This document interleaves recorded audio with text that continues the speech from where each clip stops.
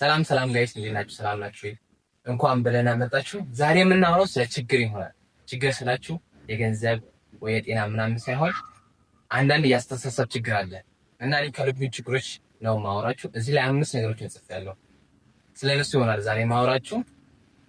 The first one is gonna be I cannot stop overthinking.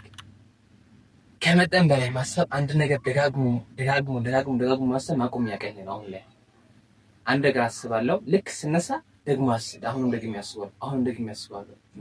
The first one is this. The second one, I'm the only who think I'm the right person. በቃ እኔ ብቻዬን ትክክል ብዬ ማሰብ ይሄ ዛሬ ጧት ራሱ በሆነ ነገር እየተከራከረን ተከራከሩ አልሸነፍ ሲለኝ ማለት ነው። እሺ በቃ ትክክል ለምን አልኩኝና ልክ ዞር ስለኔ እዛው ላይ ምንም በቃ እንደዛ አይነት ባህሪ ነው ያለብኝ፣ እንደዛ አይነት ጸባይ ያለብኝ። ይሄን መተው አለብኝ። ሁለተኛው መተው ያለብኝ። ሶስተኛው ደግሞ I'm not patient. በቃ ታጋሽ አይደለሁም።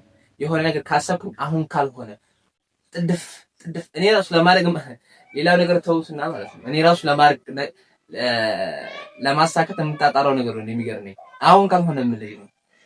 ይሄ ሶስተኛው ያለብኝ ችግር ነው። አራተኛው ደግሞ መረጋጋታችን። ከተናደድኩ በቃ የፈለኩት ታውሮች ምናምን ከወጣልኝ ነው እንጂ ወይ የሆነ ነገር መስበር ምናምን ያበኛል አንዳንድ ጊዜ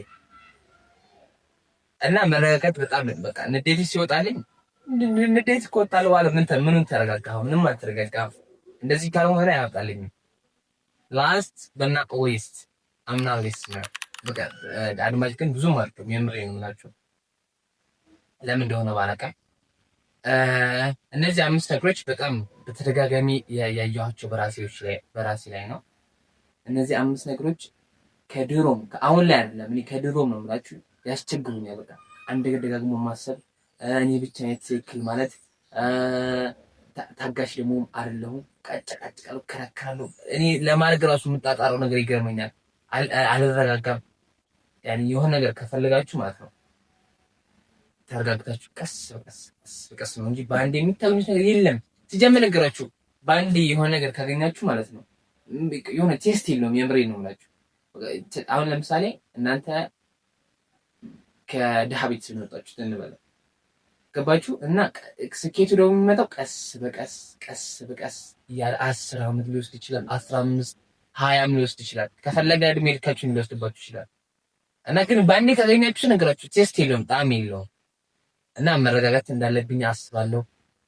ራሴን ለማረጋጋት ሞክራለሁ። የምሬን ነው የምላችሁ። አንዳንድ ጊዜ ራሴን ከቁጥጥር ውጭ ሲወጣ አያዋለሁና አንተ ልጅ ተረጋጋ ነው የምለው።